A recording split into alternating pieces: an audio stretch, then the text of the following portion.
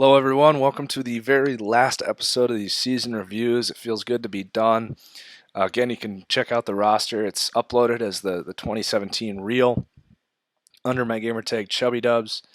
Uh, please let me know what you guys think, and if I mess some stuff up, whether that's transactions or if you think I'm way off on a guy's ratings and I need to take a second look at a player. I am definitely open to those kind of things. I want this to be the most accurate roster out there, and you guys help me out with that a ton. I've already had a lot of you messaging me about those things, and I've made some adjustments accordingly. So we got the Vikings, the last team here.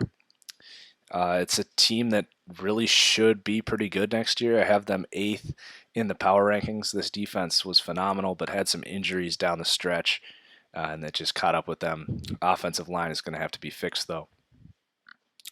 So Sam Bradford, I was actually pretty impressed with him. He's going to sit kind of in the middle in terms of quarterbacks at like 16th. He's definitely better than like an Andy Dalton, in my opinion. He made some huge throws in some big games. I mean, the completion percentage, I think everyone is aware that's not indicative of how good he is. I mean, it was the offense they ran. They basically couldn't run the ball, so they started running bubbles and screens and swing passes.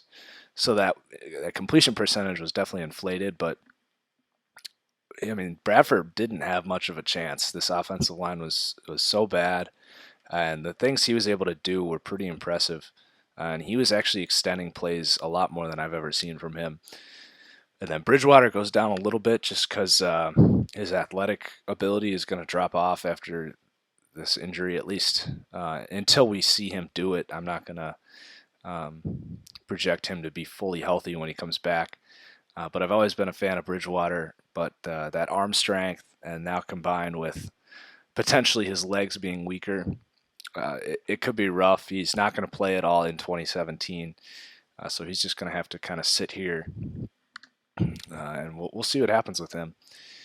And then at running back, AP at 85 overall. It puts him as, I think, about the 10th best running back in football. He didn't look exceptionally good before his meniscus injury this year. And I've always kind of thought AP is as good as he is at it, a one-trick pony. He's a power back, probably the best power back that we've ever seen, but he doesn't have awesome vision. He kind of picks a hole and just explodes through it, and then he's never been a good receiving back, so that's another reason why his rating's a little lower, because this game does put a lot of emphasis on being a well-rounded player at every position. And then Jerick McKinnon is okay. I don't think they should have him be their number one running back going into next year. So I think this team is going to either sign someone or draft someone if they do not bring Adrian Peterson back. But I think the Vikings are one of 5 teams that AP should end up playing for next year. And then at receiver, Diggs actually goes up just a tiny bit. He was really impressive, especially early in the year, getting comparisons to Antonio Brown just with his precision as a receiver. But he did have some pretty big injuries this year. That's the reason he fell in the draft, was injuries. So hopefully that doesn't become a trend for his career, because he's a very exciting young player. And then Adam Thielen definitely emerged as a solid number 2. Very similar receiver to like a Jordy Nelson or Brandon Marshall, just a big physical guy that is a very good route runner. So I think he's going to continue to grow out of a small school. Definitely a hard worker. And then Cordarrelle Patterson, he's going to be an interesting free agent. The former first-round pick has never really panned out as a receiver, but showed some flashes this year, but has been a great kick returner and just an asset on special teams. So he could actually get paid quite a bit just because of his upside at receiver. And you're guaranteed to get one of the better kick returners in the game. And then at tight end, Kyle Rudolph goes down just a little bit. I think his numbers were a product of that short passing game, but he is still a solid tight end. But he has a ton of drops. I don't think he's an overly precise route runner, and just kind of average in terms of run blocking. But he's still going to be one of the top 16 tight ends or so. And then on the offensive line, this group is going to have to be fixed if they want to have a chance next year. Matt Khalil, free agent, I think they'll try and bring him back, but he's going to be expensive, and he's not even, an exceptional left tackle, but the market is so rough for tackles right now that they might just have to go with him. Boone moves up a little bit, definitely a solid guard. Berger, a very good center. And then on the right side, they're definitely going to have to address as well. On the defense, Danielle Hunter goes up. This guy is an absolute freak. The fact that he was able to be acquired in the third round, it's kind of embarrassing for the rest of the league, especially with how much of an emphasis there is on pass rushers. But he has really developed. I know Coach Zimmer has huge expectations for Danielle Hunter, thinks he could be the best player on their defense. And I think he'll actually start over Robeson next year. But I look for him to really break out next year, and he's super young, which is crazy. And then Everson Griffin goes up a little bit. Very good player. Linval Joseph goes up. He is just a monster D-tackle, definitely one of the best in the game.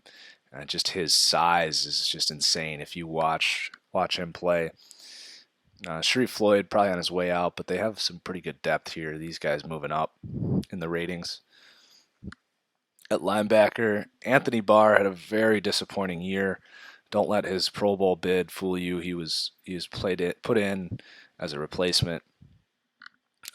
Mike Zimmer called out Anthony Barr throughout the year, and I've talked about Barr a lot on this show. He doesn't have awesome instincts. He's super athletic, good pursuit, and good tackling, but you don't really see him shedding blocks or as a pass rusher. He's just kind of a cover linebacker at this point.